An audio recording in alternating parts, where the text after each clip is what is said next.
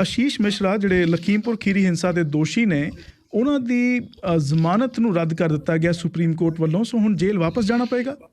ਬਿਲਕੁਲ ਜੇਲ੍ਹ ਵਾਪਸ ਜਾਣਾ ਪਏਗਾ ਵਾਸੂ ਜੀ। ਜਦੋਂ ਜ਼ਮਾਨਤ ਰੱਦ ਹੋ ਗਈ ਤਾਂ ਉਹਨਾਂ ਨੂੰ ਜੇਲ੍ਹ ਵਾਪਸ ਜਾਣਾ ਹੀ ਪੈਣਾ ਹੈ ਜੀ। ਅਸਲ ਵਿੱਚ ਜਿਸ ਵੇਲੇ ਲਖੀਮਪੁਰ ਖੀਰੀ ਕਾਂਡ ਹੋਇਆ ਸੀ ਪਿਛਲੇ ਸਾਲ ਅਕਤੂਬਰ ਦੇ ਵਿੱਚ, ਉਦੋਂ ਤੋਂ ਲੈ ਕੇ ਇਹ ਕਾਂਡ ਜਿਹੜਾ ਹੈ ਕਈ ਤਰ੍ਹਾਂ ਦੇ ਨਾਲ ਚਰਚਾ ਦਾ ਵਿਸ਼ਾ ਬਣਦਾ ਰਿਹਾ ਜੀ। ਸਭ ਤੋਂ ਪਹਿਲਾਂ ਤਾਂ ਇਹ ਗੱਲ ਸੀ ਕਿ ਇੱਕ ਜਿਹੜਾ ਸ਼ਾਂਤਮਈ ਢੰਗ ਦੇ ਨਾਲ ਪ੍ਰਦਰਸ਼ਨ ਕਰ ਰਹੇ ਸੀ ਲੋਕ, ਉਹਨਾਂ ਨੂੰ ਗੱਡੀ ਉੱਤੇ ਚੜ੍ਹਾ ਕੇ ਕੁਚਲਣਾ। ਉਹਦੇ ਤੋਂ ਕੁਝ ਦਿਨ ਪਹਿਲਾਂ ਜਿਹੜੇ ਉਹਨਾਂ ਦੇ ਆਸ਼ੀਸ਼ ਮਿਸ਼ਰਾ ਦੇ ਪਿਤਾ ਸੀ, ਉਹਨਾਂ ਨੇ ਕੁਝ ਧਮਕੀ ਭਰੇ ਅੰਦਾਜ਼ ਦੇ ਵਿੱਚ ਵੀ ਕੁਝ ਗੱਲਾਂ ਕੀਤੀਆਂ ਸੀ। ਉਹਨਾਂ ਦੀ ਵੀਡੀਓ ਵਾਇਰਲ ਹੋਈ ਸੀ, ਆਡੀਓ ਵੀ ਵਾਇਰਲ ਹੋਈ ਸੀ ਕਿ ਉਹਨਾਂ ਨੇ ਕਿਸਾਨਾਂ ਨੂੰ ਸਭ ਕੁਝ ਸਿਖਾਉਣ ਵਰਗੀ ਕੋਈ ਗੱਲ ਕਹੀ ਸੀ। ਉਹਦੇ ਤੋਂ ਬਾਅਦ ਵਿੱਚ ਇਹ ਹਾਦਸਾ ਵਾਪਰਿਆ ਜਿਹਦੇ ਵਿੱਚ 8-9 ਲੋਕਾਂ ਦੀ ਮੌਤ ਹੋਈ ਜੀ। ਉਸ ਤੋਂ ਬਾਅਦ ਜਦੋਂ ਇਸ ਕੇਸ ਦੀ ਜਾਂਚ ਸ਼ੁਰੂ ਹੋਈ ਸੀ, ਪਹਿਲਾਂ ਤਾਂ ਜਿਹੜੀ ਗ੍ਰਿਫਤਾਰੀਆਂ ਨੇ ਉਹਨਾਂ ਦੇ ਵਿੱਚ ਟਾਲ ਮਟੋਲ ਕੀਤਾ ਜਾ ਰਿਹਾ ਸੀ। ਫਿਰ ਅਖੀਰ ਜਿਹੜਾ ਸੀ ਆਸ਼ੀਸ਼ ਮਿਸ਼ਰਾ ਨੂੰ ਸਰੈਂਡਰ ਕਰਨਾ ਪਿਆ, ਗ੍ਰਿਫਤਾਰੀ ਲਈ ਆਪਣੇ ਆਪ ਨੂੰ ਉਹਨਾਂ ਨੂੰ ਪੇਸ਼ ਕਰਨਾ ਪਿਆ। ਔਰ ਇਸ ਸਾਰੇ ਘਟਨਾ ਚੱਕਰ ਦੇ ਵਿੱਚ ਜਿਹੜੀ ਬੜੀ ਅਹਿਮ ਗੱਲ ਹੈ ਉਹ ਇਹ ਆ ਕਿ ਸੁਪਰੀਮ ਕੋਰਟ ਸ਼ੁਰੂ ਤੋਂ ਇਹਦੇ ਉੱਤੇ ਆਪਣੀ ਤਿੱਖੀ ਨਜ਼ਰ ਰੱਖ ਰਹੀ ਸੀ ਜੀ। ਜਿਸ ਵੇਲੇ ਗ੍ਰਿਫਤਾਰੀਆਂ ਹੋਈਆਂ ਉਸ ਵੇਲੇ ਵੀ ਉਹ ਨਜ਼ਰ ਰੱਖ ਰਹੇ ਸੀ ਕਿ ਉਹਨਾਂ ਨੂੰ ਗ੍ਰਿਫਤਾਰ ਕੀਤਾ ਜਾਵੇ। ਜਦੋਂ ਜਾਂਚ SIT ਜਿਹੜੀ ਹੈ ਸਪੈਸ਼ਲ ਇਨਵੈਸਟੀਗੇਸ਼ਨ ਟੀਮ, ਉਹ ਜਾਂਚ ਕਰ ਰਹੀ ਸੀ, ਜਿਹੜੀ ਪਹਿਲੀ ਟੀਮ ਸੀ ਉਹਨੂੰ ਹਟਾ ਕੇ ਰੱਦ ਕਰਕੇ ਇੱਕ ਨਵੀਂ ਜਾਂਚ ਟੀਮ ਜਿਹੜੀ ਸੀ ਸੁਪਰੀਮ ਕੋਰਟ ਦੀ ਦੇਖ ਰੇਖ ਥੱਲੇ ਬਣਾਈ ਗਈ। ਫਿਰ ਉਹਦੇ ਨਾਲ ਸੁਪਰੀਮ ਕੋਰਟ ਵੱਲੋਂ ਇੱਕ ਹਾਈ ਕੋਰਟ ਦੇ ਰਿਟਾਇਰਡ ਜੱਜ ਨੂੰ ਉਹਦਾ ਜਿਹੜਾ ਸੀ ਇੱਕ ਕਿਸਮ ਦੇ ਨਾਲ ਮੋਨੀਟਰਿੰਗ ਵਾਸਤੇ ਲਾਇਆ ਗਿਆ ਉਸ ਇਨਵੈਸਟੀਗੇਸ਼ਨ ਟੀਮ ਦੇ, ਕਿ ਜਿਸ ਤਰ੍ਹਾਂ ਵੀ ਜਾਂਚ ਹੁੰਦੀ ਹੈ ਨੁਕਤਾ ਦਰ ਨੁਕਤਾ, ਪੁਆਇੰਟ ਦਰ ਪੁਆਇੰਟ, ਨਾਲ ਦੀ ਨਾਲ ਉਹ ਜਿਹੜੀ ਆ ਉਹਦੇ ਉੱਤੇ ਉਹਨਾਂ ਦੀ ਨਜ਼ਰ ਰਹੇਗੀ ਕਿ ਕਿਸ ਢੰਗ ਦੇ ਨਾਲ ਜਾਂਚ ਚੱਲ ਰਹੀ ਹੈ। ਫਿਰ ਇੱਕ ਗੱਲ ਹੋਰ ਇਹਦੇ ਵਿੱਚ ਵਾਰ-ਵਾਰ ਕਹੀ ਗਈ, ਜਿਹੜੇ ਪੀੜਤ ਪਰਿਵਾਰ ਸੀ, ਪੀੜਤ ਧਿਰਾਂ ਸੀ ਜਿਹੜੀਆਂ, ਉਹਨਾਂ ਵੱਲੋਂ ਇਸ ਚੀਜ਼ ਦਾ ਖਦਸ਼ਾ ਜ਼ਾਹਰ ਕੀਤਾ ਗਿਆ ਸੀਗਾ ਕਿ ਗਵਾਹਾਂ ਨੂੰ ਖਤਰਾ ਪੈਦਾ ਹੋ ਸਕਦਾ ਹੈ, ਗਵਾਹਾਂ ਨੂੰ ਪ੍ਰਭਾਵਿਤ ਕਰਨ ਲਈ ਕੋਸ਼ਿਸ਼ ਕੀਤੀ ਜਾ ਸਕਦੀ ਹੈ। ਸੁਪਰੀਮ ਕੋਰਟ ਨੇ ਇਸ ਸੰਬੰਧ ਵਿੱਚ ਵੀ ਸਪੈਸ਼ਲ ਇਨਵੈਸਟੀਗੇਸ਼ਨ ਜਿਹੜੀ ਟੀਮ ਹੈ ਅਤੇ ਰਾਜ ਸਰਕਾਰ ਹੈ ਉਹਨਾਂ ਨੂੰ ਕਿਹਾ ਸੀ ਕਿ ਗਵਾਹਾਂ ਨੂੰ ਸੁਰੱਖਿਆ ਦਿੱਤੀ ਜਾਵੇ, ਉਹਨਾਂ ਦੀ ਸੁਰੱਖਿਆ ਯਕੀਨੀ ਬਣਾਈ ਜਾਵੇ। ਔਰ ਇਸ ਦੇ ਬਾਵਜੂਦ ਗਵਾਹਾਂ ਦੇ ਉੱਤੇ ਹਮਲੇ ਹੋਏ, ਅਟੈਕ ਹੋਏ, ਬਹੁਤ ਸਾਰੇ ਗਵਾਹਾਂ ਦੇ ਨੂੰ ਮਤਲਬ ਜਾਨੋਂ ਮਾਰਨ ਦੀ ਕੋਸ਼ਿਸ਼ ਵੀ ਕੀਤੀ ਗਈ। ਪਿਛਲੇ ਦਿਨਾਂ ਦੇ ਵਿੱਚ 2-3 ਗਵਾਹ ਜਿਹੜੇ ਸੀ ਖਾਸ ਕਰਕੇ ਉਹਨਾਂ ਦੇ ਉੱਤੇ ਅਟੈਕ ਹੋਏ। ਇਹ ਸਾਰੀਆਂ ਗੱਲਾਂ ਜਿਹੜੀਆਂ ਇਹ ਦੱਸਦੀਆਂ ਕਿ ਮਾਮਲਾ ਜਿਹੜਾ ਗੰਭੀਰ ਕਿੰਨਾ ਹੈ ਅਤੇ ਮਾਮਲੇ ਨੂੰ ਰਸਤੇ ਤੋਂ ਭਟਕਾਉਣ ਦੀ ਵੀ ਕੋਸ਼ਿਸ਼ ਕੀਤੀ ਗਈ। ਫਿਰ ਹਾਈ ਕੋਰਟ ਦੇ ਵਿੱਚ ਜਦੋਂ ਆਸ਼ੀਸ਼ ਮਿਸ਼ਰਾ ਦੀ ਜ਼ਮਾਨਤ ਹੋਈ ਤਾਂ ਉਸ ਗੱਲ ਨੂੰ ਲੈ ਕੇ ਫਿਰ ਜਿਹੜੇ ਪੀੜਤ ਧਿਰਾਂ ਸੀ ਉਹਨਾਂ ਵੱਲੋਂ ਇਸ ਦੇ ਉੱਤੇ ਇਤਰਾਜ਼ ਉਠਾਇਆ ਗਿਆ, ਕਿਸਾਨ ਜਥੇਬੰਦੀਆਂ ਵੱਲੋਂ ਇਤਰਾਜ਼ ਉਠਾਇਆ ਗਿਆ। ਜਿਹੜੇ ਰਾਕੇਸ਼ ਟਕੈਤ ਨੇ ਉੱਥੇ ਸੰਯੁਕਤ ਕਿਸਾਨ ਮੋਰਚੇ ਦੇ ਆਗੂ, ਉਹਨਾਂ ਨੇ ਇਤਰਾਜ਼ ਉਠਾਇਆ ਕਿ ਇੰਨੇ ਗੰਭੀਰ ਦੋਸ਼ ਲੱਗੇ ਹੋਣ ਦੇ ਬਾਵਜੂਦ ਅਦਾਲਤ ਵੱਲੋਂ ਉਹਨਾਂ ਨੂੰ ਜ਼ਮਾਨਤ ਕਿਸ ਤਰ੍ਹਾਂ ਦਿੱਤੀ ਗਈ। ਖੈਰ ਮੀਡੀਆ ਦੇ ਵਿੱਚ ਅਸੀਂ ਉਹਨਾਂ ਦੇ ਉੱਤੇ ਇਸ ਮਾਮਲੇ ਉੱਤੇ ਬਹੁਤੀਆਂ ਜ਼ਿਆਦਾ ਟਿੱਪਣੀਆਂ ਉਸ ਵੇਲੇ ਵੀ ਨਹੀਂ ਕਰ ਸਕਦੇ ਸੀ। ਹੁਣ ਤਾਂ ਚਲੋ ਸੁਪਰੀਮ ਕੋਰਟ ਨੇ ਖੁਦ ਹੀ ਇਹ ਗੱਲ ਕਹਿ ਦਿੱਤੀ ਹੈ, ਇਸ ਕਰਕੇ ਕੋਈ ਇੱਦਾਂ ਦਾ ਮਸਲਾ ਨਹੀਂ ਰਿਹਾ, ਕਿਉਂਕਿ ਸੁਪਰੀਮ ਕੋਰਟ ਨੇ ਖੁਦ ਇਹ ਗੱਲ ਕਹਿ ਦਿੱਤੀ ਹੈ ਕਿ ਹਾਈ ਕੋਰਟ ਵੱਲੋਂ ਬੜੀ ਕਾਹਲੀ ਦੇ ਵਿੱਚ ਜ਼ਮਾਨਤ ਦਿੱਤੀ ਗਈ ਹੈ। ਅਤੇ ਸਭ ਤੋਂ ਵੱਡੀ ਗੱਲ ਇਹ ਕਹੀ ਗਈ ਹੈ ਕਿ ਉਹਦੇ ਵਿੱਚ ਜਿਹੜੇ ਪੀੜਤ ਧਿਰ ਹੈ ਜਿਹੜੀ, ਉਹਨੂੰ ਪੂਰੀ ਤਰ੍ਹਾਂ ਦੇ ਨਾਲ ਸੁਣਿਆ ਹੀ ਨਹੀਂ ਗਿਆ। ਇਹ ਗੱਲ ਉਦੋਂ ਜਦੋਂ ਜਿਸ ਵੇਲੇ ਜ਼ਮਾਨਤ ਦੇ ਸੰਬੰਧ ਦੇ ਵਿੱਚ ਗਵਾਹੀਆਂ ਚੱਲ ਰਹੀਆਂ ਸੀ, ਬਿਆਨ ਚੱਲ ਰਹੇ ਸੀ, ਉਸ ਵੇਲੇ ਪੀੜਤ ਧਿਰਾਂ ਨੇ ਖੁਦ ਵੀ ਕਿਹਾ ਸੀ ਕਿ ਜਦੋਂ ਸਾਡੀ ਗੱਲ ਸੁਣਨੀ ਸੀ ਉਸ ਵੇਲੇ ਕਹਿੰਦੇ, ਕਿਉਂਕਿ ਔਨਲਾਈਨ ਸੁਣਵਾਈ ਹੋ ਰਹੀ ਸੀ, ਉਹ ਕਹਿੰਦੇ ਇੰਟਰਨੈਟ ਉਸ ਵੇਲੇ ਬੰਦ ਹੋ ਗਿਆ।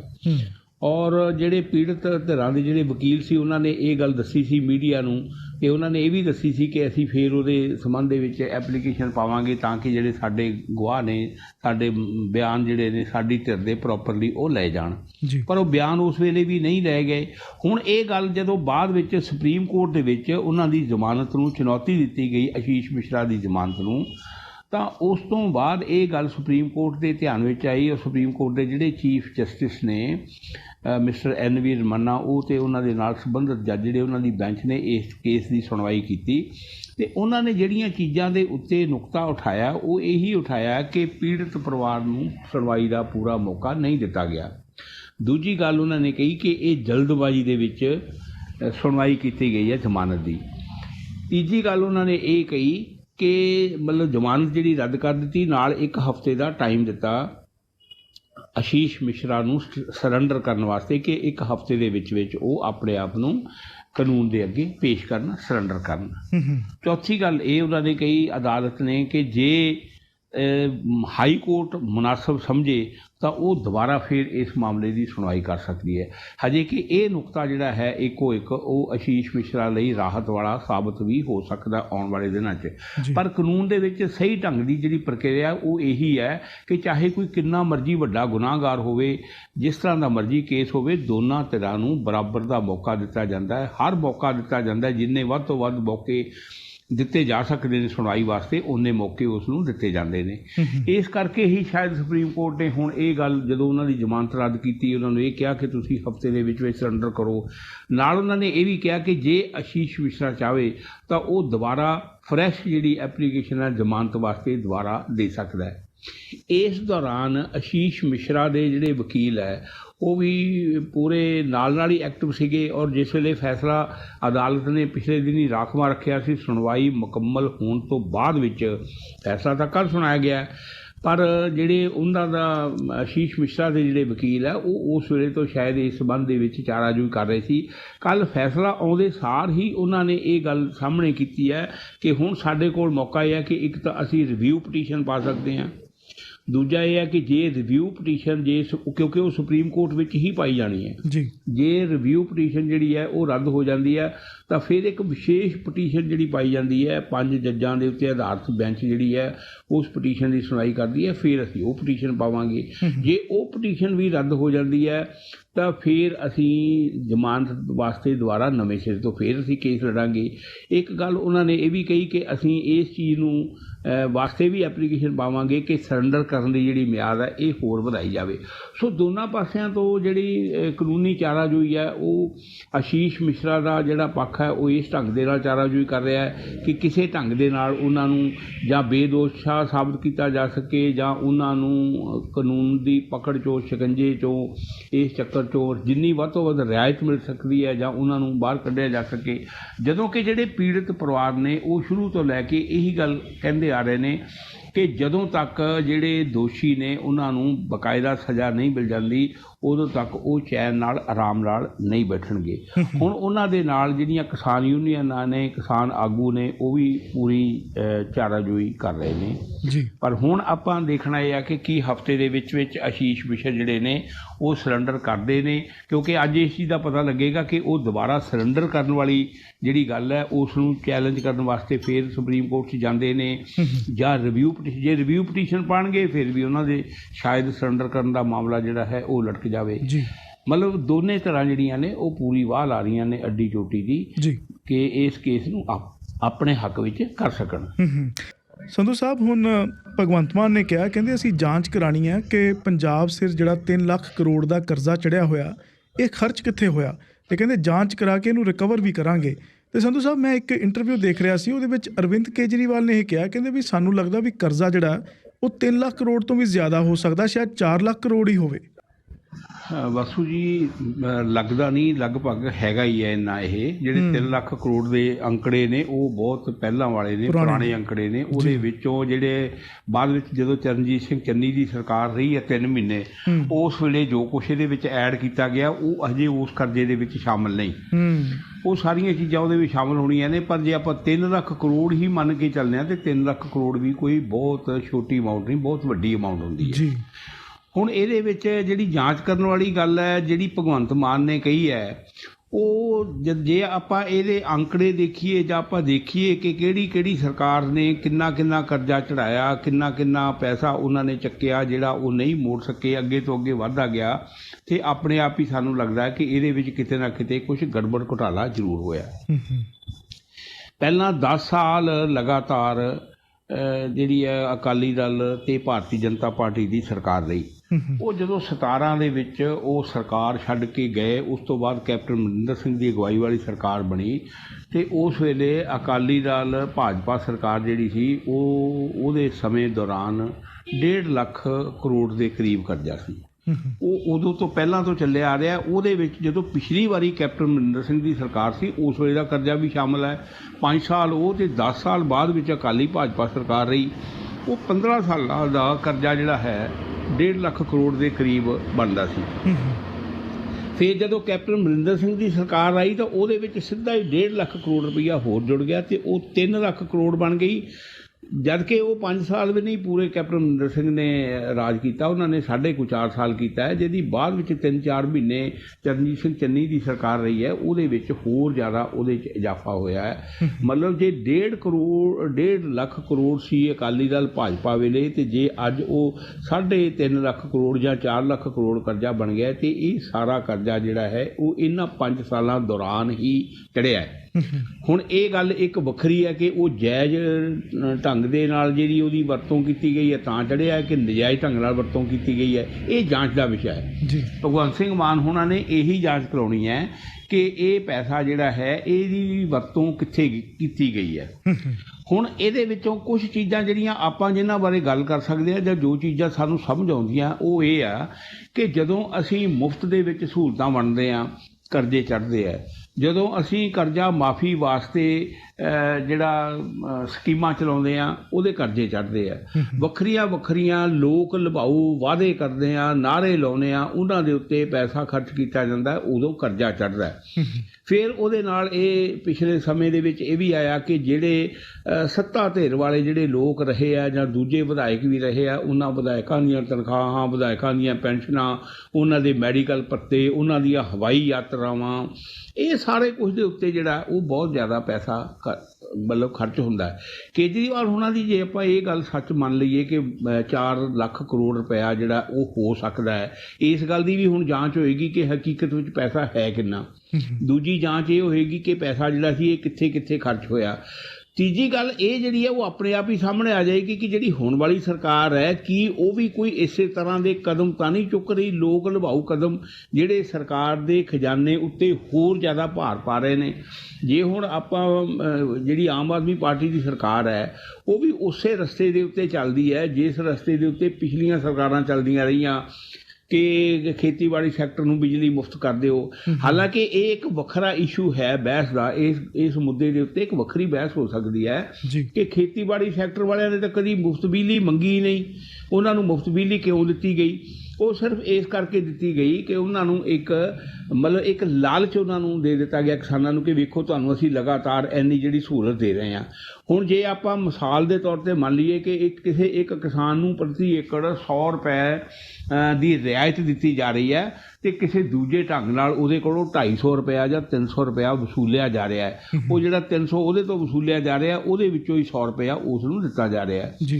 ਜੇ ਆਪਾਂ ਜਿਵੇਂ ਗੱਲ ਕਰੀਏ ਹੁਣ ਮੰਨ ਲਓ ਬਿਜਲੀ ਸੈਕਟਰ ਆ, ਬਿਜਲੀ ਸੈਕਟਰ ਦੇ ਵਿੱਚ ਜੇ ਆਮ ਆਦਮੀ ਪਾਰਟੀ ਦੀ ਸਰਕਾਰ ਕਹਿੰਦੀ ਅਸੀਂ ਹਰੇਕ ਘਰ ਨੂੰ 300 ਯੂਨਿਟ ਬਿਜਲੀ ਜਿਹੜੀ ਆ ਉਹ ਮੁਫਤ ਦੇਵਾਂਗੇ, ਉਹ ਮੁਫਤ ਬਿਜਲੀ ਦੇਣ ਵਾਸਤੇ ਪੈਸਾ ਕਿੱਥੋਂ ਆਏਗਾ? ਉਹਦੇ ਵਾਸਤੇ ਪੈਸਾ ਕੌਣ ਦੇਵੇਗਾ? ਕੀ ਕੋਈ ਬਾਹਰ ਦੀ ਸਰਕਾਰ ਦੇਵੇਗੀ? ਕੀ ਕੋਈ ਵਰਲਡ ਬੈਂਕ ਦੇਵੇਗਾ? IMF ਵਾਲੇ ਦੇਣਗੇ? ਕੌਣ ਪੈਸਾ ਦੇਵੇਗਾ ਉਹਦੇ ਵਾਸਤੇ?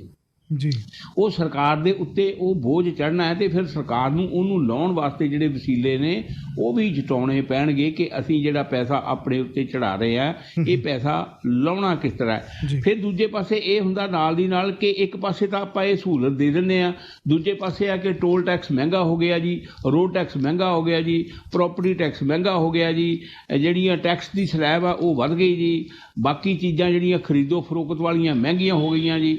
ਮਤਲਬ ਮਹਿੰਗਾਈ ਜਿਹੜੀ ਆ ਉਹ ਦੂਜੇ ਪਾਸੇ ਜਿਹੜੀ ਬੇਲਗਾਮ ਹੋ ਗਈ ਹੈ। ਜਿੱਥੇ ਕਿਸੇ ਆਦਮੀ ਨੇ 10 ਰੁਪਏ ਵਾਲੀ ਕੋਈ ਚੀਜ਼ ਲੈਣੀ ਆ ਉਹ ਉਹਨੂੰ 95 ਰੁਪਏ ਦੇ ਵਿੱਚ ਮਿਲ ਰਹੀ ਹੈ, 90 ਰੁਪਏ ਦੇ ਵਿੱਚ ਮਿਲ ਰਹੀ ਹੈ, ਉਹਨੂੰ 80 ਰੁਪਏ। ਪੈਟਰੋਲ ਜਿਹੜਾ ਲਗਾਤਾਰ ਮਹਿੰਗਾ ਹੋ ਰਿਹਾ, ਡੀਜ਼ਲ ਲਗਾਤਾਰ ਮਹਿੰਗਾ ਹੋ ਰਿਹਾ, ਕਿਸਾਨਾਂ ਨੂੰ ਲੈਣਾ ਪੈ ਰਿਹਾ ਹੈ ਪੈਟਰੋਲ ਡੀਜ਼ਲ, ਆਮ ਲੋਕਾਂ ਨੂੰ ਲੈਣਾ ਪੈ ਰਿਹਾ ਤੇ ਉਹਨਾਂ ਦੇ ਉੱਤੇ ਇਹ ਬੋਝ ਨਹੀਂ ਪੈ ਰਿਹਾ। ਮਤਲਬ ਲੋਕਾਂ ਨੂੰ ਰਿਲੀਫ ਜੇ 2 ਪੈਸਿਆਂ ਦੀ ਮਿਲਣੀ ਆ ਤਾਂ 32 ਪੈਸੇ ਦਾ ਬੋਝ ਉਹਨਾਂ ਦੇ ਉੱਤੇ ਪੈਣਾ ਹੈ। ਸਰਕਾਰਾਂ ਨੂੰ ਕੋਈ ਇਸ ਤਰ੍ਹਾਂ ਦਾ ਹੱਲ ਕਰਨਾ ਚਾਹੀਦਾ ਹੈ ਕਿ ਲੋਕਾਂ ਦੀ ਆਮਦਨੀ ਦੇ ਵਸੀਲੇ ਬਣਨ, ਜਿਹੜਾ ਪ੍ਰਾਈਸ ਇੰਡੈਕਸ ਹੈ ਉਹਦੇ ਨਾਲ ਜਿਹੜੀ ਮਹਿੰਗਾਈ ਦਰ ਹੈ ਜਿਹੜੀ ਉਹਦੇ ਨਾਲ ਉਹ ਮੈਚ ਕਰਦੀ ਹੋਵੇ। ਜਿਸ ਢੰਗ ਦੇ ਨਾਲ ਕੀ ਮਤਲਬ ਆਮਦਨੀ ਦੇ ਸਰੋਤ ਵੱਧਦੇ ਨੇ ਉਸ ਹਿਸਾਬ ਦੇ ਨਾਲ ਹੀ ਮਹਿੰਗਾਈ ਜਿਹੜੀ ਜਿਹੜੀ ਹੈ ਉਹਦੀ ਮਤਲਬ ਰੇਸ਼ੋ ਜਿਹੜੀ ਹੈ ਉਹਨੂੰ ਤਾਲਮੇਲ ਬਿਠਾਉਣਾ ਚਾਹੀਦਾ ਹੈ। ਨਹੀਂ ਤਾਂ ਲੋਕਾਂ ਦੀ ਆਮਦਨੀ ਘੱਟ ਹੈ ਅਤੇ ਉਹਨਾਂ ਦੇ ਉੱਤੇ ਖਰਚਾ ਜ਼ਿਆਦਾ ਉਹਨਾਂ ਦਾ ਹੋ ਰਿਹਾ, ਬਹੁਤ ਜ਼ਿਆਦਾ ਪੈ ਰਿਹਾ, ਉਹ ਤਾਂ ਪਹਿਲਾਂ ਨਿਪੀੜੇ ਜਾ ਰਹੇ ਹੈ। ਮਤਲਬ ਇਸ ਗੱਲ ਦਾ ਜਿਹੜਾ ਰਸਤਾ ਨਾ ਕਿਸੇ ਪਹਿਲੀ ਸਰਕਾਰ ਨੇ ਕੱਢਿਆ, ਅਤੇ ਹੁਣ ਵਾਲੀ ਜੇ ਸਰਕਾਰ ਅਜੇ ਆਈ ਹੈ, ਜੁਮਾ 2.5 ਦਿਨ ਹੋਏ ਆ, ਜੇ ਇਹ ਸਰਕਾਰ ਕੁਛ ਕੱਢੇਗੀ, ਮੰਨ ਲਓ ਕੋਈ ਨਵੀਂ ਚੀਜ਼ ਸਾਹਮਣੇ ਲੈ ਕੇ ਆਉਂਦੀ ਹੈ, ਅਤੇ ਆਪਾਂ ਨੂੰ ਪਤਾ ਲੱਗੇਗਾ ਕਿ ਉਹਨਾਂ ਨੂੰ ਕੀ ਮਿਲਿਆ। ਸਕੂਲਾਂ ਵਿੱਚ ਲੁੱਟ ਹੋ ਰਹੀ ਹੈ, ਹਸਪਤਾਲਾਂ ਵਿੱਚ ਲੁੱਟ ਹੋ ਰਹੀ ਹੈ, ਜਿਹੜੇ ਖਰੀਦੋ ਫਰੋਖਤ ਵਾਲੀਆਂ ਥਾਵਾਂ ਉੱਥੇ ਲੋਕਾਂ ਦੀ ਲੁੱਟ ਹੋ ਰਹੀ ਹੈ। ਇਹ ਸਾਰਾ ਕੁਛ ਕਰਕੇ ਹੀ ਪਹਿਲਾਂ ਕਰਜ਼ਾ ਇੰਨਾ ਪੰਜਾਬ ਦੇ ਉੱਤੇ ਚੜ੍ਹਿਆ ਹੈ, ਅਤੇ ਜੇ ਅੱਗੋਂ ਵੀ ਸਾਰਾ ਕੁਛ ਇਸ ਤਰ੍ਹਾਂ ਰਹੇਗਾ ਤਾਂ ਕਰਜ਼ਾ ਤਾਂ ਫਿਰ ਹੋਰ ਘਟਣ ਦੀ ਬਜਾਏ ਹੋਰ ਜ਼ਿਆਦਾ ਵਧੇਗਾ। ਸਰਕਾਰ ਨੂੰ ਇਹਦੇ ਬਾਰੇ ਵੀ ਕੁਝ ਸੋਚਣਾ ਚਾਹੀਦਾ ਹੈ ਕਿ ਅਸੀਂ ਕਿਸ ਤਰ੍ਹਾਂ ਦੇ ਨਾਲ ਪਿਛਲਾ ਕਰਜ਼ਾ ਲਾਉਣਾ ਹੈ ਅਤੇ ਕਿਸ ਤਰ੍ਹਾਂ ਲੋਕਾਂ ਨੂੰ ਅਸੀਂ ਕਰਜ਼ਾ ਮੁਕਤ ਜੀਵਨ ਜੀ ਸਕਣ ਦੇ ਕਾਬਲ ਬਣਾਉਣਾ ਹੈ। ਸੰਧੂ ਸਾਹਿਬ, ਮੁੱਖ ਮੰਤਰੀ ਭਗਵੰਤ ਮਾਨ ਦੀ ਮੀਟਿੰਗ ਹੋਈ ਕਿਸਾਨਾਂ ਦੇ ਨਾਲ। ਕਿਸਾਨਾਂ ਦੀ ਮੰਗ ਇਹ ਸੀ ਕਿ ਕਣਕ ਤੇ ਪ੍ਰਤੀ ਕੁਇੰਟਲ 500 ਰੁਪਏ ਦਾ ਬੋਨਸ ਦਿੱਤਾ ਜਾਵੇ। ਇਹਦੇ ਜਵਾਬ ਵਿੱਚ ਭਗਵੰਤ ਮਾਨ ਨੇ ਕੀ ਕਿਹਾ ਜੀ? ਵਾਸੂ ਜੀ, ਪੰਜਾਬ ਦੇ ਵਿੱਚ ਦੋ ਬੜੀਆਂ ਪ੍ਰਮੁੱਖ ਫਸਲਾਂ ਨੇ, ਇੱਕ ਝੋਨੇ ਦੀ ਫਸਲ ਤੇ ਇੱਕ ਕਣਕ ਦੀ। ਜੇ ਆਪਾਂ ਇੱਕ ਨੰਬਰ ਤੇ ਸਮਝੀਏ ਤਾਂ ਜਿਹੜੀ ਕਣਕ ਦੀ ਫਸਲ ਹੈ ਉਹ ਇੱਕ ਨੰਬਰ ਤੇ ਮੰਨੀ ਜਾਂਦੀ ਹੈ।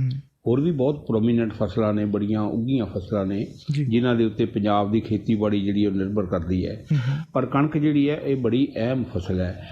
ਜਦੋਂ ਤੱਕ ਕਣਕ ਤਿਆਰ ਨਹੀਂ ਹੁੰਦੀ, ਜਦੋਂ ਪੱਕ ਕੇ ਜਿਹੜੀ ਹੈ ਮੰਡੀਆਂ ਦੇ ਵਿੱਚ ਨਹੀਂ ਆਉਂਦੀ, ਉਦੋਂ ਤੱਕ ਇਸ ਤਰ੍ਹਾਂ ਦੀ ਬਿਆਨਬਾਜ਼ੀ ਜਿਹੜੀ ਉਹ ਧੜਾ ਆਉਂਦੀ ਹੈ, ਕਿਸਾਨਾਂ ਨੂੰ ਕੋਈ ਪਰੇਸ਼ਾਨੀ ਨਹੀਂ ਆਵੇਗੀ, ਅਸੀਂ ਕਣਕ ਦਾ ਦਾਣਾ ਦਾਣਾ ਖਰੀਦਾਂਗੇ, ਅਸੀਂ ਇਹ ਕਰ ਦਿਆਂਗੇ, ਉਹ ਕਰ ਦਿਆਂਗੇ। ਮਤਲਬ ਕਿ ਹਵਾਈ ਕਿਲੇ, ਹਵਾਈ ਟਾਵਰ ਸਭ ਕੁਝ ਉਸਾਰ ਦਿੱਤੇ ਜਾਂਦੇ ਨਾਲੋਂ ਨਾਲ। ਜਦੋਂ ਫਸਲ ਜਿਹੜੀ ਉਹ ਮੰਡੀ ਦੇ ਵਿੱਚ ਆਉਂਦੀ ਹੈ, ਪਹਿਲਾਂ ਵਾਲੀਆਂ ਸਰਕਾਰਾਂ ਦਾ ਹਸ਼ਰ ਆਪਾਂ ਦੇਖਦੇ ਰਹੇ ਹਾਂ ਹਰ ਸਾਲ, ਚਾਹੇ ਉਹ ਕੋਈ ਸਰਕਾਰ ਹੋਵੇ। ਪਰ ਹੁਣ ਆਮ ਆਦਮੀ ਪਾਰਟੀ ਦੀ ਸਰਕਾਰ ਆਈ ਸੀ, ਲੋਕਾਂ ਨੂੰ ਇਹ ਲੱਗਿਆ ਸੀ ਕਿ ਸ਼ਾਇਦ ਸਾਨੂੰ ਇਸ ਵਾਰੀ ਬਹੁਤ ਵੱਡੀਆਂ ਸਹੂਲਤਾਂ ਜਿਹੜੀਆਂ ਉਹ ਮਿਲਣਗੀਆਂ। ਜਿਸ ਢੰਗ ਦੇ ਨਾਲ ਭਗਵੰਤ ਮਾਨ ਹੋਰਾਂ ਨੇ ਸ਼ੁਰੂ ਦੇ ਵਿੱਚ ਮੀਟਿੰਗ ਕੀਤੀ ਸੀ ਮੰਤਰੀਆਂ ਨਾਲ, ਅਫਸਰਾਂ ਨਾਲ, ਉਹਨਾਂ ਨੂੰ ਹਦਾਇਤਾਂ ਕੀਤੀਆਂ ਸੀ ਕਿ ਤੁਸੀਂ ਡਿਪਟੀ ਕਮਿਸ਼ਨਰਾਂ ਨੂੰ ਕਿਹਾ ਸੀ ਕਿ ਤੁਸੀਂ ਗਰਾਊਂਡ ਲੈਵਲ ਦੇ ਉੱਤੇ ਜਾ ਕੇ, ਪਿੰਡਾਂ ਦੇ ਵਿੱਚ ਜਾ ਕੇ ਡੇਰੇ ਲਾ ਕੇ ਬੈਠੋ, ਉੱਥੇ ਦੇਖੋ ਕਿਸਾਨਾਂ ਨੂੰ ਕੋਈ ਦਿੱਕਤ ਆ ਰਹੀ ਹੈ। ਹੁਣ ਉਹਨਾਂ ਨੂੰ ਪੁੱਛੇ ਕਿ ਕਿਸੇ ਡਿਪਟੀ ਕਮਿਸ਼ਨਰ ਨੂੰ ਪੁੱਛੋ ਕਦੀ ਉਹ ਪਿੰਡ ਦੇ ਵਿੱਚ ਗਿਆ ਜਾਂ ਕਿਸੇ ਮੰਡੀ 'ਚੋਂ ਗਿਆ, ਜਾ ਕੇ ਉਹਨਾਂ ਨੇ ਕਦੀ ਵੇਖਿਆ ਕਿ ਕਿਸਾਨਾਂ ਨੂੰ ਉੱਥੇ ਕੀ ਦਿੱਕਤ ਆ ਰਹੀ ਹੈ। ਕਿਸਾਨਾਂ ਦੀ ਕਣਕ ਜਿਹੜੀ ਉਹ ਖਰੀਦੀ ਨਹੀਂ ਜਾ ਰਹੀ।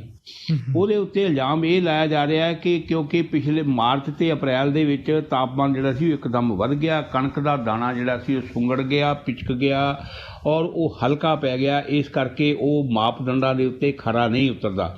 ਸਭ ਤੋਂ ਪਹਿਲਾਂ FCI ਨੇ ਨਾ ਕੀਤੀ। ਜਦੋਂ FCI ਨੇ ਕਣਕ ਖਰੀਦਣ ਤੋਂ ਨਾ ਕਰ ਦਿੱਤੀ ਤਾਂ ਉਹਦੇ ਤੋਂ ਬਾਅਦ ਜਿਹੜੀਆਂ ਪੰਜਾਬ ਦੀਆਂ ਏਜੰਸੀਆਂ ਸੀ ਉਹਨਾਂ ਨੇ ਵੀ ਨਾ ਕਰ ਦਿੱਤੀ। ਪੰਜਾਬ ਦੇ ਜਿਹੜੀ ਖਰੀਦ ਏਜੰਸੀ ਹੈ ਉਹਨਾਂ ਦੇ ਕਰਮਚਾਰੀਆਂ ਦੀ ਤਾਲਮੇਲ ਕਮੇਟੀ ਨੇ ਬਾਈਕਾਟ ਕਰ ਦਿੱਤਾ ਕਿ ਅਸੀਂ ਨਹੀਂ ਖਰੀਦਣਾ। ਚਲੋ ਬਾਅਦ 'ਚ ਉਹਨਾਂ ਨੂੰ ਥੋੜ੍ਹਾ ਬਹੁਤਾ ਸਮਝਾ ਬੁਝਾ ਕੇ ਕਿਸੇ ਢੰਗ ਦੇ ਨਾਲ ਜਿਹੜਾ ਸੀ ਉਹ ਲਿਆਂਦਾ ਗਿਆ, ਪਰ ਅਜੇ ਵੀ ਜਿਹੜੀ ਖਰੀਦ ਆ ਉਹ ਪਟੜੀ ਦੇ ਉੱਤੇ ਨਹੀਂ ਆਈ। ਕੱਲ੍ਹ ਵੀ ਕਿੰਨੀਆਂ ਹੀ ਮੰਡੀਆਂ ਦੇ ਵਿੱਚ ਪ੍ਰਦਰਸ਼ਨ ਹੋਇਆ ਕਿ FCI ਵਾਲੇ ਜਿਹੜੇ ਨੇ ਉਹ ਕਣਕ ਖਰੀਦ ਨਹੀਂ ਰਹੇ। ਇਹਦੇ ਵਿੱਚ ਦੋ ਗੱਲਾਂ ਨੇ। ਇੱਕ ਤਾਂ ਇਹ ਹੈ ਕਿ FCI ਇਸ ਚੀਜ਼ ਨੂੰ ਆਧਾਰ ਬਣਾ ਰਹੀ ਹੈ ਕਿ ਜਿਹੜਾ ਕਣਕ ਦਾ ਦਾਣਾ ਹੈ ਉਹ ਮਾਪਦੰਡਾਂ ਦੇ ਉੱਤੇ ਖਰਾ ਨਹੀਂ ਉਤਰਦਾ, ਅਸੀਂ ਇਸ ਕਰਕੇ ਨਹੀਂ ਲੈ ਰਹੇ। ਦੂਜੇ ਪਾਸੇ ਇੱਕ ਗੱਲ ਇਹਦੇ ਨਾਲ ਹੋਰ ਜੁੜਦੀ ਹੈ ਕਿ ਜਿਹੜੇ ਅਡਾਨੀ ਨੇ ਪਲਾਂਟ ਲਾਏ ਸੀਗੇ ਪੰਜਾਬ ਦੇ ਵਿੱਚ, ਜਿਨ੍ਹਾਂ ਦੇ ਵਿੱਚ ਲੱਖਾਂ ਟਨ ਅਨਾਜ ਖਰੀਦ ਕੇ ਸਟੋਰ ਕਰਨ ਦੀ ਸਮਰੱਥਾ ਹੈ, ਫਿਰ ਉਹਨਾਂ ਨੂੰ ਉੱਥੋਂ ਅੱਗੇ ਮਾਰਕੀਟਿੰਗ ਉਹਨਾਂ ਨੇ ਕਰਨੀ ਸੀਗੀ, ਉੱਥੋਂ ਅਨਾਜ ਖਰੀਦ ਕੇ ਰੱਖ ਕੇ, ਉਹਨਾਂ ਦੇ ਵਿੱਚੋਂ ਇੱਕ ਬਹੁਤ ਵੱਡਾ ਪਲਾਂਟ ਜਿਹੜਾ ਹੈ ਸਾਈਲੋ ਪਲਾਂਟ ਮੋਗਾ ਦੇ ਨੇੜੇ ਬਣਿਆ ਹੋਇਆ ਹੈ। 1.5 ਸਾਲ ਕਿਸਾਨਾਂ ਦਾ ਅੰਦੋਲਨ ਚੱਲਦਾ ਰਿਹਾ, 1.5 ਸਾਲ ਉੱਥੇ ਕੋਈ ਦਾਣਾ ਨਾ ਖਰੀਦਿਆ ਗਿਆ ਨਾ ਵੇਚਿਆ ਗਿਆ। ਉਹ ਪਲਾਂਟ ਕਰੀਬ ਜਿਹੜਾ ਸੀ ਬੰਦ ਰਿਹਾ ਸੀ। ਹੁਣ ਜਦੋਂ FCI ਨੇ ਕਣਕ ਖਰੀਦਣ ਤੋਂ ਨਾ ਕਰ ਦਿੱਤੀ ਤਾਂ ਜਿਵੇਂ ਕਹਿੰਦੇ ਮਰਦਾ ਕੀ ਨਹੀਂ ਕਰਦਾ, ਜੱਟਾਂ ਨੇ ਆਪਣੇ ਟਰੈਕਟਰ ਟਰਾਲੀਆਂ ਦੇ ਮੂੰਹ ਸਾਈਲੋ ਪਲਾਂਟ ਵੱਲ ਨੂੰ ਮੋੜ ਲਏ। ਔਰ ਸਾਈਲੋ ਪਲਾਂਟ ਵਾਲਿਆਂ ਨੇ ਕੋਈ ਨੁਕਸ ਨਹੀਂ ਕੱਢਿਆ ਕਿ ਦਾਣਾ ਖਰਾਬ ਹੈ, ਹਲਕਾ ਹੈ, ਇਹਦਾ ਰੰਗ ਨਹੀਂ ਠੀਕ, ਰੂਪ ਨਹੀਂ ਠੀਕ। ਉਹ ਨਾਲੋਂ ਨਾਲ ਹੀ ਉਹਨਾਂ ਨੇ ਸਾਰੀ ਕਣਕ ਚੱਕ ਲਈ ਅਤੇ 6 ਘੰਟਿਆਂ 'ਚ 7 ਘੰਟਿਆਂ 'ਚ ਉਹਨਾਂ ਨੂੰ ਜਿਹੜੀ ਪੇਮੈਂਟ ਦੀ ਅਦਾਇਗੀ ਕਰ ਦਿੱਤੀ। ਹੁਣ ਕੀ FCI ਦਾ ਇਹ ਕਦਮ ਸਾਈਲੋ ਪਲਾਂਟ ਨੂੰ ਚਲਾਉਣ ਵਾਸਤੇ ਤਾਂ ਨਹੀਂ, ਪਹਿਲੀ ਗੱਲ। ਦੂਜੀ ਗੱਲ ਇਹ ਕਿ ਜੇ ਪੰਜਾਬ ਸਰਕਾਰ ਇਹ ਗੱਲ ਸੋਚਦੀ ਹੈ ਤੇ ਫਿਰ ਕਿਸਾਨਾਂ ਦੀ ਖੱਜਲ ਖੁਆਰੀ ਕਿਉਂ ਹੋ ਰਹੀ ਹੈ। ਤੀਜੇ ਪਾਸੇ ਹੁਣ ਕਿਸਾਨ ਜਥੇਬੰਦੀਆਂ ਦੇ ਵਿੱਚ ਆਪਸ ਦੇ ਵਿੱਚ ਟਕਰਾਅ ਪੈਦਾ ਹੋ ਗਿਆ ਕਿ ਆਪਾਂ ਤਾਂ ਇਹਦਾ ਅਡਾਨੀ ਪਰਿਵਾਰਾਂ ਦਾ ਜਿਹੜਾ ਸੀ ਉਹ ਬਾਈਕਾਟ ਕਰ ਰਹੇ ਸੀ, ਤੁਸੀਂ ਹੁਣ ਉੱਥੇ ਕਣਕ ਵੇਚਣ ਵੀ ਤੁਰ ਪਏ ਆ। ਕੁਛ ਲੋਕ ਜਿਹੜੇ ਉਹ ਤੁਰ ਪਏ ਆ ਜੋ ਮਰਜ਼ੀ ਹੋ ਜੇ ਸਾਨੂੰ ਉੱਥੇ ਕਣਕ ਨਹੀਂ ਵੇਚਣੀ ਚਾਹੀਦੀ। ਮਤਲਬ ਅਲਟੀਮੇਟਲੀ ਜਿਹੜੀ ਹੈ ਜੇ ਉਹ ਬਾਈਕਾਟ ਕਰਕੇ ਕਣਕ ਨਾ ਵੇਚਣ ਤਾਂ ਵੀ ਕਿਸਾਨ ਦਾ ਨੁਕਸਾਨ, ਜੇ FCI ਨਹੀਂ ਖਰੀਦ ਕਰਦੀ ਤਾਂ ਵੀ ਕਿਸਾਨ ਦਾ ਨੁਕਸਾਨ। ਫਿਰ ਕਿਸਾਨ ਯੂਨੀਅਨ ਨੇ ਆਖਰੀ ਵਾਰ ਦੇ ਤਰਲਾ ਇਹ ਮਾਰਿਆ ਭਗਵੰਤ ਮਾਨ ਦੇ ਕੋਲ ਜਾ ਕੇ ਕਿ ਤੁਸੀਂ ਸਾਨੂੰ ਜਿੰਨਾ ਸਾਡਾ ਨੁਕਸਾਨ ਹੋਇਆ 20-25 ਪੈਸੇ ਕਣਕ ਜਿਹੜੀ ਸੀ ਉਹ ਖਰਾਬ ਹੋ ਗਈ ਹੈ, ਸਾਨੂੰ 500 ਰੁਪਇਆ ਪ੍ਰਤੀ ਕੁਇੰਟਲ ਜਿਹੜਾ ਇਹਦੇ ਉੱਤੇ ਬੋਨਸ ਦਿੱਤਾ ਜਾਵੇ। ਭਗਵੰਤ ਮਾਨ ਹੋਰਾਂ ਨੇ ਇਹ ਗੱਲ ਬਿਲਕੁਲ ਨਹੀਂ ਕਹੀ ਕਿ ਹਾਂ ਜੀ ਤੁਹਾਨੂੰ ਅਸੀਂ ਬੋਨਸ ਦੇਵਾਂਗੇ। ਉਹਨਾਂ ਨੇ ਕਿਹਾ ਜੀ ਪਹਿਲਾਂ ਅਸੀਂ ਜਾਇਜ਼ਾ ਲਵਾਂਗੇ ਕਿੰਨਾ ਕੁ ਅਨਾਜ ਖਰਾਬ ਹੋਇਆ, ਕਿੰਨਾ ਕੁ ਦਾਣੇ ਦੇ ਉੱਤੇ ਫਰਕ ਪਿਆ, ਫਿਰ ਉਹਦੇ ਤੋਂ ਬਾਅਦ ਅਸੀਂ ਇਹਦੇ ਬਾਰੇ ਵਿਚਾਰ ਕਰਾਂਗੇ, ਫਿਰ ਅਸੀਂ ਨੀਤੀ ਘੜਾਂਗੇ, ਫਿਰ ਉਹਦੇ ਤੋਂ ਬਾਅਦ ਅਸੀਂ ਕੁਛ ਤੁਹਾਡੀ ਜਿਹੜੀ ਆ ਭਰਪਾਈ ਕਰਨ ਦੀ ਕੋਸ਼ਿਸ਼ ਕਰਾਂਗੇ। ਇਸ ਕਰਕੇ ਉਹਨਾਂ ਦਾ ਹੰਗਾਰਾ ਜਿਹੜਾ ਸੀ ਜਿਸ ਤਰ੍ਹਾਂ ਦੀ ਆਸ ਲੈ ਕੇ ਗਏ ਸੀ, ਹਾਲਾਂਕਿ ਕਿਸਾਨ ਜਥੇਬੰਦੀਆਂ ਵਾਲੇ ਕਹਿ ਰਹੇ ਆ ਕਿ ਗੱਲੀ ਬਾਤੀ ਉਹਨਾਂ ਨੇ ਸਾਨੂੰ ਕਾਫੀ ਤਸੱਲੀ ਕਰਵਾਈ ਹੈ ਸਾਡੀ ਕਿ ਨਹੀਂ ਜੀ ਨਹੀਂ ਤੁਹਾਨੂੰ ਅਸੀਂ ਕਰਾਂਗੇ ਐਡਜਸਟ ਜ਼ਰੂਰ, ਅਸੀਂ ਤੁਹਾਡਾ ਕੋਈ ਨੁਕਸਾਨ ਨਹੀਂ ਹੋਣ ਦੇਵਾਂਗੇ। ਪਰ ਹਕੀਕਤ ਦੇ ਵਿੱਚ ਜਿਹੜਾ ਨੁਕਸਾਨ ਹੋ ਰਿਹਾ ਉਹਦੀ ਪੂਰਤੀ ਨਹੀਂ ਹੋ ਸਕਦੀ। ਹਾਲਾਂਕਿ ਪਿਛਲੀ ਸਰਕਾਰ ਵੇਲੇ ਦਾ ਜਿਹੜਾ ਕਿਸਾਨਾਂ ਦਾ ਨਰਮਾ ਬੈਲਟ ਦੇ ਵਿੱਚ ਨਰਮਾ ਪੱਟੀ ਦੇ ਵਿੱਚ ਨੁਕਸਾਨ ਹੋਇਆ ਸੀ ਉਹਦੀ ਪੂਰਤੀ ਅੱਜ ਤੱਕ ਨਹੀਂ ਹੋ ਸਕੀ। ਸਾਰੇ ਕਿਸਾਨਾਂ ਨੂੰ ਅੱਜ ਤੱਕ ਮੁਆਵਜ਼ਾ ਨਹੀਂ ਮਿਲ ਸਕਿਆ, ਉਹ ਅਜੇ ਵੀ ਅੰਦੋਲਨ ਕਰ ਰਹੇ ਨੇ। ਹੁਣ ਇਹ ਕਿਸਾਨ ਜਿਨ੍ਹਾਂ ਦੀ ਕਣਕ ਨਹੀਂ ਵਿਕ ਰਹੀ ਉਹ ਵੀ ਅੰਦੋਲਨ ਕਰ ਰਹੇ ਨੇ। ਕੁਛ ਇਸ ਤਰ੍ਹਾਂ ਦੀ ਸਥਿਤੀ ਵਾਸੂ ਜੀ ਬਣੀ ਹੋਈ ਹੈ ਜੀ। ਤੇ ਸੰਧੂ ਸਾਹਿਬ ਉੱਧਰ ਜਿਹੜੀ ਹਿਮਾਚਲ ਵਿੱਚ ਧਰਮ ਸੰਸਦ ਹੋਈ ਹੈ ਉਹਦੇ ਵਿੱਚ ਇੱਕ ਮਹੰਤ ਨੇ ਬਿਆਨ ਦਿੱਤਾ ਹੈ ਕਿ ਭਾਰਤ ਨੂੰ ਇਸਲਾਮਿਕ ਦੇਸ਼ ਬਣਨ ਤੋਂ ਬਚਾਉਣ ਲਈ ਹਿੰਦੂਆਂ ਨੂੰ ਚਾਹੀਦਾ ਕਿ ਉਹ ਵੱਧ ਬੱਚੇ ਪੈਦਾ ਕਰਨ। ਇਹਨੂੰ ਲੈ ਕੇ ਹੁਣ ਕਾਫੀ ਵਿਵਾਦ ਖੜਾ ਹੋ ਗਿਆ। ਇਹ ਤਾਂ ਵਾਸੂ ਜੀ ਇੱਕ ਮਹੰਤ ਨੇ ਇੱਥੇ ਆ ਕੇ ਬਿਆਨ ਦਿੱਤਾ। ਇਹਦੇ ਤੋਂ ਪਹਿਲਾਂ ਬੜੇ ਮਹੰਤ ਤੇ ਬੜੇ ਲੋਕ ਜਿਹੜੇ ਆ ਉਹ ਇਸ ਤਰ੍ਹਾਂ ਦੇ ਬਿਆਨ ਦੇ ਚੁੱਕੇ ਨੇ ਜੀ। ਇਹ ਸਮਝ ਨਹੀਂ ਲੱਗਦੀ ਵੀ ਇਸ ਤਰ੍ਹਾਂ ਦੀ ਜਿਹੜੀ ਸਥਿਤੀ ਪੈਦਾ ਕਰਨ ਦੀ ਕੋਸ਼ਿਸ਼ ਜਿਹੜੀ ਆ ਉਹ ਕਿਉਂ ਕੀਤੀ ਜਾਂਦੀ ਹੈ ਔਰ ਅਜਿਹਾ ਕਿਉਂ ਕੀਤਾ ਜਾਂਦਾ। ਅਕਸਰ ਸਭ ਕੁਝ ਜਿਹੜਾ ਹੈ ਉਹ ਕਾਨੂੰਨ ਦੇ ਦਾਇਰੇ ਦੇ ਵਿੱਚ ਰਹਿ ਕੇ ਹੁੰਦਾ ਹੈ। ਜੇ ਕੋਈ ਕਾਨੂੰਨ ਇਸ ਤਰ੍ਹਾਂ ਦੀ ਇਜਾਜ਼ਤ ਦਿੰਦਾ ਹੈ ਕਿ ਜ਼ਰੂਰ ਲੋਕਾਂ ਨੂੰ ਇਸ ਤਰ੍ਹਾਂ ਕਰਨਾ ਚਾਹੀਦਾ ਜਾਂ ਉਹਨਾਂ ਦੀ ਆਪਣੀ ਸਮਰੱਥਾ ਹੈ ਤਾਂ ਜ਼ਰੂਰ ਕਰਨੀ ਚਾਹੀਦੀ ਹੈ। ਬੱਚਿਆਂ ਦਾ ਪਾਲਣ ਪੋਸ਼ਣ ਜਿਹੜਾ ਉਹ ਕਿਹਨੇ ਕਰਨਾ ਹੈ, ਮਾਂ ਪਿਓ ਨੇ ਕਰਨਾ ਹੈ। ਮਾਂ ਪਿਓ ਕਰ ਸਕਦੇ ਨੇ ਕਿ ਨਹੀਂ ਕਰ ਸਕਦੇ, ਕਿੰਨੇ ਬੱਚਿਆਂ ਦਾ ਪਾਲਣ ਪੋਸ਼ਣ ਕਰ ਸਕਦੇ ਨੇ, ਸਰਕਾਰ ਕੀ ਸਹੂਲਤਾਂ ਦਿੰਦੀ ਹੈ, ਇਹ ਸਾਰਾ ਕੁਝ ਜਿਹੜਾ ਇਹਦੇ ਵਿੱਚ ਹੈ। ਸਿਰਫ ਇਕੱਲੇ ਬਿਆਨ ਦੇ ਨਾਲ ਗੱਲ ਨਹੀਂ ਬਣਨੀ, ਪਰ ਬਿਆਨ ਜਿਹੜੇ ਨੇ ਉਹ ਧੜਾ ਧੜ ਦਿੱਤੇ ਜਾ ਰਹੇ ਨੇ। ਉਹ ਧਰਮ ਸੰਸਦ ਜਿਹੜੀ ਹੈ ਉੱਥੇ ਹੋਈ ਹੈ, ਉਹਦੇ ਤੋਂ ਪਹਿਲਾਂ ਹਰਿਦੁਆਰ ਦੇ ਵਿੱਚ ਧਰਮ ਸੰਸਦ ਹੋਈ ਸੀ। ਉਹਨਾਂ ਦੇ ਜਿਹੜੇ ਇਹਨਾਂ ਦੇ ਵੱਡੇ ਜਿਹੜੇ ਮਹੰਤ ਨੇ ਉਹਨਾਂ ਨੇ ਉੱਥੇ ਕੰਟਰੋਵਰਸ਼ੀਅਲ ਬਿਆਨ ਦਿੱਤਾ ਸੀ ਬਿਲਕੁਲ ਇਸੇ ਤਰ੍ਹਾਂ ਦਾ, ਇਸੇ ਤਰਜ਼ ਦੇ ਉੱਤੇ ਹੀ, ਜਿਹਦੇ ਵਿੱਚੋਂ ਇਸ਼ਾਰਾ ਇਹ ਨਿਕਲਦਾ ਸੀ ਕਿ ਸ਼ਾਇਦ ਜਿਹੜੀ ਹੈ ਮੁਸਲਿਮ ਆਬਾਦੀ ਜਿਹੜੀ ਹੈ ਹਿੰਦੁਸਤਾਨ ਦੇ ਵਿੱਚ ਬੜੀ ਤੇਜ਼ੀ ਨਾਲ ਵੱਧ ਰਹੀ ਹੈ ਅਤੇ ਜੇ ਅਸੀਂ ਉਹਨਾਂ ਦਾ ਟਾਕਰਾ ਕਰਨਾ ਹੈ ਤਾਂ ਸਾਨੂੰ ਵੱਧ ਬੱਚੇ ਪੈਦਾ ਕਰਨੇ ਚਾਹੀਦੇ ਨੇ। ਇਹ ਜਿਹਾ ਬਿਆਨ ਜਿਹੜਾ ਸੀ ਉਹ ਹਿਮਾਚਲ ਦੇ ਵਿੱਚ ਦਿੱਤਾ। ਜਿਹੜੇ ਸਵਾਮੀ ਕੋਈ ਨਰਸਿਮਹਾ ਆਨੰਦ ਜੀ ਹੈਗੇ ਆ ਉਹਨਾਂ ਨੇ ਕਿਹਾ ਕਿ ਸਾਨੂੰ ਵੱਧ ਤੋਂ ਵੱਧ ਬੱਚੇ ਪੈਦਾ ਕਰਨੇ ਚਾਹੀਦੇ ਆ, ਨਹੀਂ ਤਾਂ ਇਹ ਜਿਹੜਾ ਹੈ ਇਸਲਾਮਿਕ ਦੇਸ਼ ਬਣ ਜਾਏਗਾ ਆਉਣ ਵਾਲੇ ਸਮੇਂ ਦੇ ਵਿੱਚ। ਪਰ ਬਾਅਦ ਦੇ ਵਿੱਚ ਪ੍ਰਸ਼ਾਸਨ ਨੇ ਬੜਾ ਸਖਤ ਨੋਟਿਸ ਲਿਆ ਔਰ ਉਹਨਾਂ ਨੂੰ ਨੋਟਿਸ ਵੀ ਦਿੱਤਾ, ਉਹਨਾਂ ਨੂੰ ਵਾਰਨਿੰਗ ਵੀ ਦਿੱਤੀ ਗਈ ਕਿ ਜੇ ਤੁਸੀਂ ਇਸ ਤਰ੍ਹਾਂ ਦੇ ਬਿਆਨ ਜਿਹੜੇ ਬੰਦ ਨਹੀਂ ਕਰੋਗੇ ਤਾਂ ਤੁਹਾਡੇ ਖਿਲਾਫ ਸਾਨੂੰ ਕਾਰਵਾਈ ਕਰਨੀ ਪਵੇਗੀ।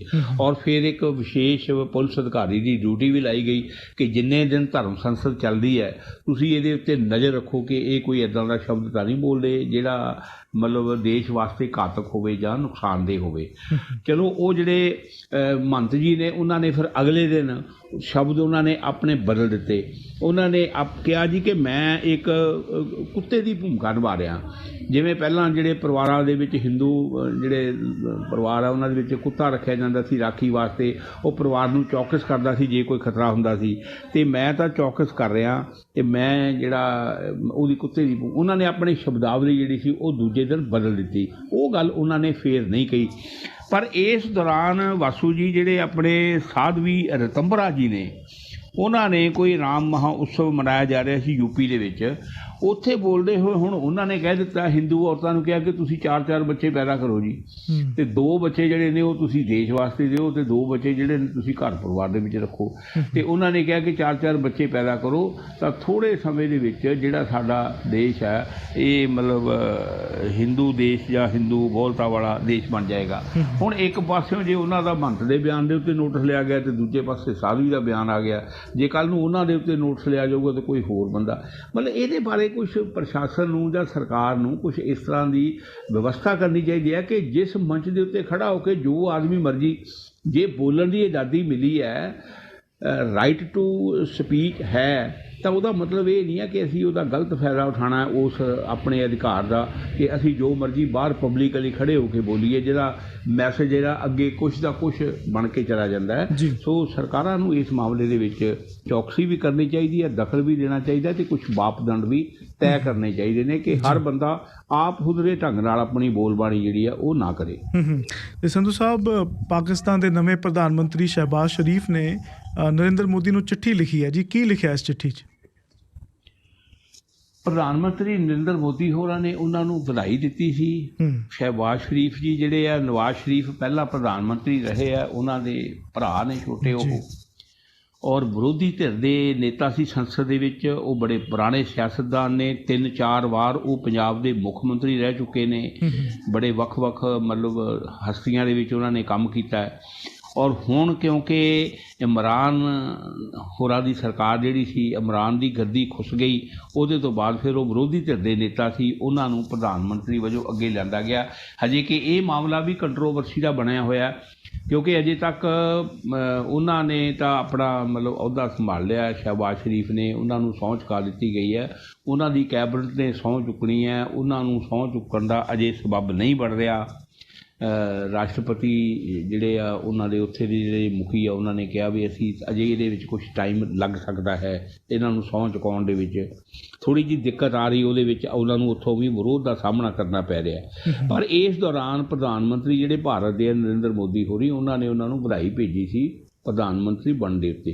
ਉਹਦੇ ਜਵਾਬ ਦੇ ਵਿੱਚ ਉਹਨਾਂ ਨੇ ਜਿਹੜੀ ਚਿੱਠੀ ਲਿਖੀ ਹੈ, ਉਹਦੇ 'ਚ ਉਹਨਾਂ ਨੇ ਇਹ ਕਿਹਾ ਕਿ ਦੋਹਾਂ ਦੇਸ਼ਾਂ ਨੂੰ ਆਪਸੀ ਮਸਲੇ ਜਿਹੜੇ ਆ ਸਾਨੂੰ ਗੱਲਬਾਤ ਰਾਹੀਂ ਅਮਨਪੂਰਨ ਢੰਗ ਨਾਲ, ਸ਼ਾਂਤੀ ਨਾਲ ਸੁਲਝਾਉਣੇ ਚਾਹੀਦੇ ਨੇ, ਤਾਂ ਕਿ ਦੋਹਾਂ ਦੇਸ਼ਾਂ ਦੇ ਸੰਬੰਧ ਜਿਹੜੇ ਆ ਉਹ ਸੁਖਾਵੇਂ ਬਣਨ।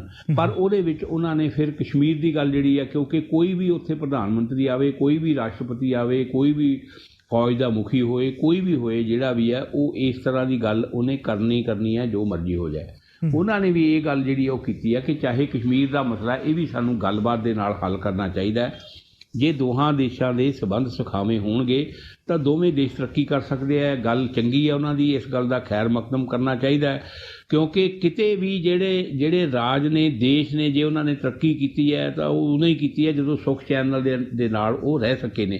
ਹੁਣ ਅੱਜ ਜੇ ਰੂਸ ਤੇ ਯੂਕਰੇਨ ਦੇ ਵਿੱਚ ਆਪਸ ਵਿੱਚ ਲੜਾਈ ਛਿੜੀ ਹੋਈ ਹੈ ਤੇ ਅਲਟੀਮੇਟਲੀ ਇਹਦਾ ਨੁਕਸਾਨ ਹੀ ਹੋਣਾ ਹੈ, ਕਿਸੇ ਨੂੰ ਵੱਧ ਹੋਏ ਜਾਂ ਕਿਸੇ ਨੂੰ ਘੱਟ ਹੋਏ, ਹੋਣਾ ਨੁਕਸਾਨ ਹੀ ਹੈ, ਇਹਦੇ 'ਚ ਕੋਈ ਫਾਇਦਾ ਨਹੀਂ ਨਿਕਲਣਾ।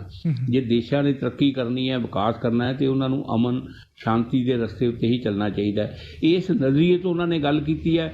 ਹੁਣ ਇਹਦੇ ਵਿੱਚ ਉਹ ਕੀ ਪਹਿਲ ਕਦਮੀ ਕਰਦੇ ਨੇ, ਕਿਸ ਢੰਗ ਦੇ ਨਾਲ ਉਹ ਇਸ ਗੱਲ ਨੂੰ ਅੱਗੇ ਵਧਾਉਂਦੇ ਨੇ, ਭਾਰਤ ਇਹਦਾ ਹੁੰਗਾਰਾ ਕਿਸ ਢੰਗ ਦੇ ਨਾਲ ਦਿੰਦਾ ਹੈ, ਕਿਉਂਕਿ ਅਜੇ ਭਾਰਤ ਵੱਲੋਂ ਇਸ ਦਾ ਜਵਾਬ ਕੋਈ ਹੋਰ ਅੱਗੇ ਫਰਦਰ ਨਹੀਂ ਦਿੱਤਾ ਗਿਆ ਕਿ ਜੋ ਕੁਛ ਸ਼ਹਿਬਾਜ਼ ਸ਼ਰੀਫ ਹੋਰਾਂ ਨੇ ਕਿਹਾ ਉਸ ਸੰਦਰਭ ਦੇ ਵਿੱਚ ਅੱਗੇ ਭਾਰਤ ਜਿਹੜਾ ਉਹ ਕੀ ਕਦਮ ਚੁੱਕਦਾ ਹੈ, ਕਿ ਸੱਚਮੁੱਚ ਜਿਹੜਾ ਹੈ ਉਹ ਵਾਰਤਾ ਦੇ ਟੇਬਲ ਦੇ ਉੱਤੇ ਜਾ ਕੇ ਕੋਈ ਗੱਲਬਾਤ ਜਿਹੜੀ ਉਹ ਤੈਅ ਹੁੰਦੀ ਹੈ, ਜਾਂ ਉਹਦੇ ਵਿੱਚੋਂ ਕੁਛ ਰਸਤਾ ਜਿਹੜਾ ਹੈ ਉਹ ਨਿਕਲਦਾ ਹੈ। ਕਿਉਂਕਿ ਪੇਚੀਦਗੀਆਂ ਅਤੇ ਉਲਝਣਾਂ ਜਿਹੜੀਆਂ ਉਹ ਇੰਨੀਆਂ ਪਈਆਂ ਹੋਈਆਂ ਨੇ ਕਿ ਸਭ ਤੋਂ ਪਹਿਲੀ ਸ਼ਰਤ ਜਿਹੜੀ ਉਹ ਇਹ ਰੱਖੀ ਜਾਂਦੀ ਹੈ ਕਿ ਪਾਕਿਸਤਾਨ ਜਿਹੜਾ ਹੈ ਉਹ ਅਮਰੀਕਾ ਵੱਲੋਂ ਵੀ ਵਾਰ-ਵਾਰ ਇਹੀ ਗੱਲ ਕਹੀ ਗਈ ਹੈ, ਯੂਰਪੀਅਨ ਯੂਨੀਅਨ ਵੱਲੋਂ ਵੀ ਕਹੀ ਗਈ ਹੈ, ਭਾਰਤ ਵੀ ਲਗਾਤਾਰ ਇਹ ਕਹਿੰਦਾ ਰਿਹਾ, ਕਿਉਂਕਿ ਭਾਰਤ ਦੇ ਉੱਤੇ ਬਹੁਤ ਜ਼ਿਆਦਾ ਉਹਦਾ ਇਫੈਕਟ ਪੈਂਦਾ ਕਿ ਜਿਹੜਾ ਟੈਰਰਿਜ਼ਮ ਫੈਲਿਆ ਹੋਇਆ ਦੋਹਾਂ ਦੇਸ਼ਾਂ ਦੇ ਵਿੱਚ ਹੀ ਫੈਲਿਆ ਹੋਇਆ, ਪਾਕਿਸਤਾਨ ਵਿੱਚ ਵੀ, ਇੱਧਰ ਵੀ, ਉਹਨੂੰ ਸਭ ਤੋਂ ਪਹਿਲਾਂ ਲਗਾਮ ਪਾਈ ਜਾਣੀ ਚਾਹੀਦੀ ਹੈ।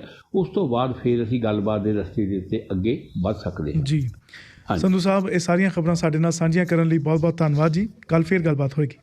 ਠੀਕ ਹੈ ਜੀ, ਧੰਨਵਾਦ ਵਾਸੂ ਜੀ, ਧੰਨਵਾਦ।